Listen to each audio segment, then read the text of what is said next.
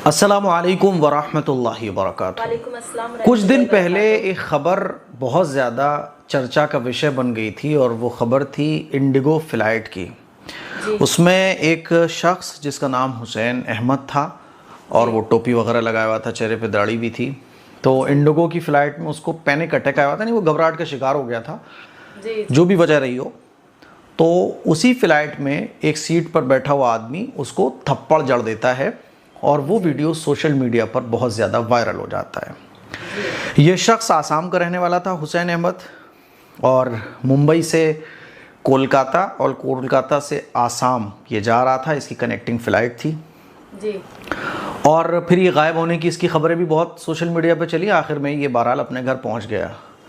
अब ये वीडियो जब वायरल हुआ था तो इस पर आम रिएक्शन वो यही आया था लोगों का कि मुसलमानों के ख़िलाफ़ जो नफ़रत लोगों के दिलों में और जो इस्लामोफोबिया लोगों के जहनों में बैठता चला जा रहा है, उसी का ये एक असर है। और इस पर लोगों ने रिएक्शन दिए थे, कार्रवाई की मांग भी की गई थी और इंडिगो फ़्लाइट ने इस शख्स पर कार्रवाई भी की थी और एक महीने से ज़्यादा की इसके ऊपर पाबंदी लगा दी गई थी। कुल मिला के ये वीडियो बहुत वायरल हुआ और लोग जानने के लिए इच्छुक हुए कि ये शख्स कौन था थप्पड़ मारने वाला, इसका धर्म क्या था, इसका दीन क्या था। एक अच्छी बात दूसरी तरफ ये भी थी, नेगेटिव बात तो ये थी ही, इसके अलावा एक पॉजिटिव बात ये थी कि उस फ्लाइट में सब ने इस आदमी को बुरा कहा। सही है। और एक आदमी जो वीडियो रिकॉर्ड कर रहा था वो तो बहुत कड़क लफ्ज़ों में बोल रहा था, कड़क लाइनें बोल रहा था कि ये क्या हरकत है तुम्हारी भाई, थप्पड़ कैसे तुम किसी को मार सकते हो, कोई अगर प्रॉब्लम है तो उसको आप थप्पड़ तो नहीं मार सकते ना, आप शिकायत कर सकते हो, जो भी मसला है आपका, आप थप्पड़ कैसे मार सकते हो। तो ये एक पॉजिटिव बात भी थी। लोग इसको गलत कह रहे थे, सोशल मीडिया पे भी लोगों ने ये कहा ये गलत है, लेकिन आम तौर पर ये समझा जा रहा था क्योंकि ऐसा ज़्यादातर होता है कि मुसलमान देखकर हमला कर दिया जाता है, मुसलमान देखकर गलत बातें बोल दी जाती है, मुसलमान देखकर मॉब लिंचिंग कर दी जाती है। लेकिन हैरानी तब हुई जब ये पता चला कि हुसैन अहमद को जो थप्पड़ मारने वाला यात्री था उसका नाम हफीज़ुर रहमान था। इस पे लोगों को बहुत हैरत हुई। मुझे इतनी हैरत नहीं हुई। मुझे हैरत क्यों नहीं हुई, तो इस सिलसिले में ही मैं आपसे इस खबर से मुताल्लिक़ ज़रूरी बातें डिस्कस करने जा रहा हूँ। देखिए, मुसलमान दो तरह से इन चीज़ों के शिकार हैं।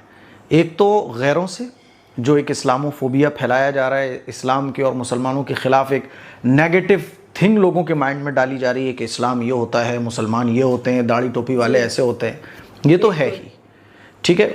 और इसी की बुनियाद पर फिर मॉब लिंचिंग होती हैं। एक भीड़ होती है जो मुसलमान नाम पूछकर फिर मारा कुटाई शुरू कर देती है और मुसलमानों के ख़िलाफ़ एक नफ़रत, एक जहर है जो दिमागों में घोला जा रहा है पूरी दुनिया के अंदर। दूसरा, मुसलमान जिस चीज़ का शिकार है वो है आपस में ही गुत्थम गुत्थी। ये तो 100% मुसलमानों में फ़िरक़े वो तो हैं ही अपनी जगह, लेकिन एक नया फ़िरक़ा जो जन्म ले रहा है वो फ़िरक़ा है जो दाढ़ी टोपी वालों से ही नफ़रत करता है, वो उलमा से नफ़रत करता है। उसको इसका मतलब नहीं होता कि कौन से फ़िरक़े का उलमा है, कौन से फ़िरक़े का ये मुसलमान है। दाढ़ी टोपी जहाँ देखी तो उसको हिकारत की नज़र से देखा जाने लगता है। तो उसी कैटेगरी का ये हफीज़ुर रहमान हो सकता है।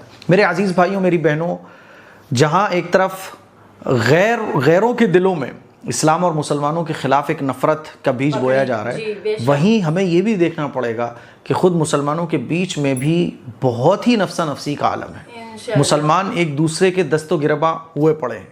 बल्कि एक मुझे कहानी याद आ रही है, बल्कि एक कहावत याद आ रही है। किसी ने क्या खूब कहा है कि जो लोग ये चाहते हैं कि मुसलमान कामयाब हों तो वो मुसलमानों की टांग खींचने के बजाय उसका हाथ खींचना शुरू कर दें।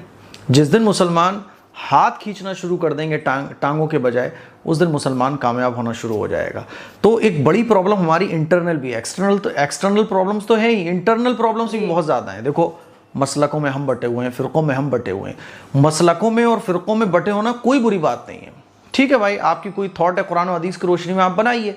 आपका कोई नज़रिया है कुरान और हदीस की रोशनी में दलाइल की बुनियाद पर, नो प्रॉब्लम, कोई मसला नहीं है। प्रॉब्लम तब क्रिएट होती है जब आप अपने थॉट को लास्ट और फाइनल थॉट समझ लेते हैं।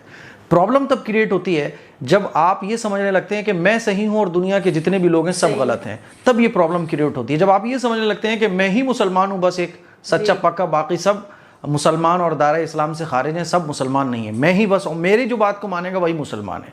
यहाँ से प्रॉब्लम क्रिएट होती है, और यही प्रॉब्लम्स है जो हमारे अंदर बहुत क्रिएट हैं। मसलकों में हम बटे हुए हैं, फिर बिरादरियों की बुनियाद पर बटे हुए हैं कि नहीं साहब वो फ़लाँ बिरादरी का, ये फ़लाँ बिरादरी का। बिरादरियों के बाद फिर हम ऊंच नीच के फ़र्क में बटे हुए हैं, है ना। उसके अलावा फिर आपस की रंजिशों में बटे हुए हैं, फिर ख़ानदान में भी भाई भाइयों में झगड़े हैं आपस में। तो नफ्सा नफ्सी का आलम है। हालांकि अल्लाह के नबी सल्लल्लाहु अलैहि वसल्लम ने इरशाद फरमाया, अल मुस्लिम व अखुल मुस्लिम, के एक मुसलमान दूसरे मुसलमान का भाई है।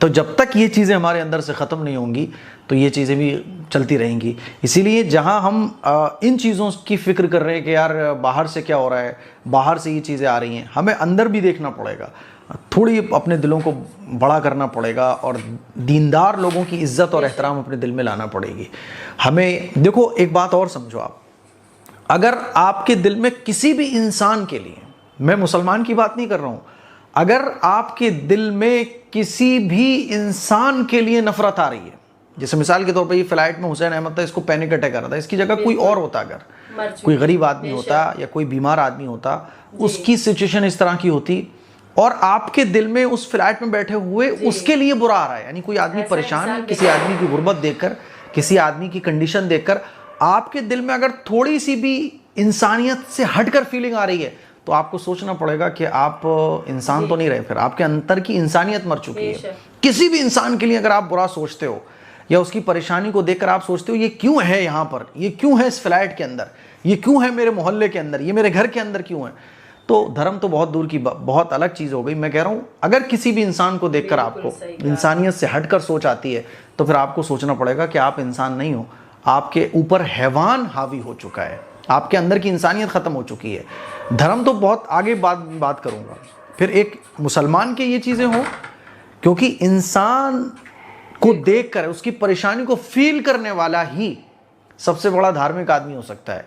आप हिंदू हो, आप मुसलमान हो, सिख हो, ईसाई हो, कोई भी धर्म के हो, अगर आपके अंदर इंसानियत वाली फीलिंग नहीं आ रही है, मिसाल के तौर पर पैनिक अटैक हुसैन अहमद को आया, तो मैं अगर आपको अपना बताऊं कि ऐसे शख्स जो परेशान है, किसी प्रॉब्लम को फेस कर रहा है, तो मुझे देख के उसको तरस आएगा, लेकिन उसको देख के तरस नहीं आ रहा है मुझे, बल्कि मुझे एक मिसमिसी आ रही है, मुझे ये लग रहा है कि ये क्यों है यहाँ पर, इसको होना ही नहीं चाहिए। अगर इस तरह की फीलिंग आ रही है, जैसे कि किसी मुसलमान को देखकर किसी गैर मुस्लिम के दिल में ऐसी फीलिंग आती है, दाढ़ी टोपी को देखकर इस तरह की फीलिंग आती है, या किसी आलिम को देखकर या किसी मसलक को देखकर, जैसे कि कई मस्जिदों में मैंने देखा है कि मस्जिदों में बाहर लिखा होता है कि यहाँ इस मस्जिद में इस फ़र्क़े वाले का आना मना है, जैसे कि बाज़ शिया सुन्नियों के बीच में खाई है, बरेलवी देवबंदियों के बीच में खाई है।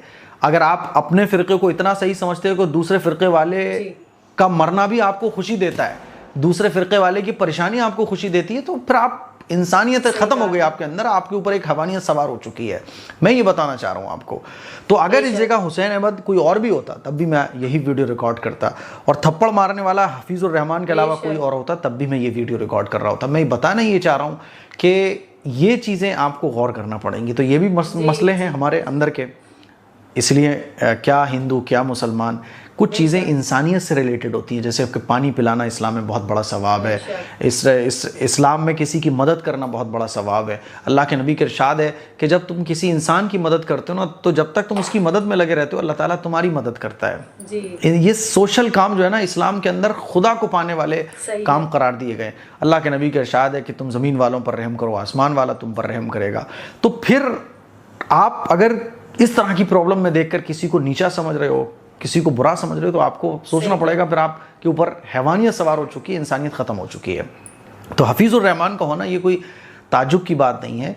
फ़िरक़ों की लड़ाइयाँ हमारे अंदर इतनी हैं, आपस के इख्तिलाफ़ात हमारे अंदर इतने हैं कि आज गैरों से इतना नुकसान मुसलमानों को नहीं पहुँच रहा है जितना खुद हम लोग अपने आप को, अपनों को नुकसान पहुँचाने में लगे हुए हैं। इसीलिए मैं आप लोगों से यही हाथ जोड़कर कहना चाहता हूँ कि अगर उलमा को देखकर आपको उनसे खिसियाहट आती है, या किसी फ़िरक़े वाले को देखकर आपको किसी से खिसियाहट आती है, आपको बुरा लगता है, तो आपको अपनी इस्लाह करने की ज़रूरत है। आप उस ट्रैक पे जा रहे हो जो जानवरों का रास्ता कहलाता है, इंसानों का रास्ता तो नहीं कहलाता। हाँ, शेर होता है, जानवर होते हैं, तो वो अपने से दूसरे जानवरों को देख के खिसियाते हैं, उन पर अटैक करते हैं, ताकतवर कमज़ोर पर अटैक करता है, लेकिन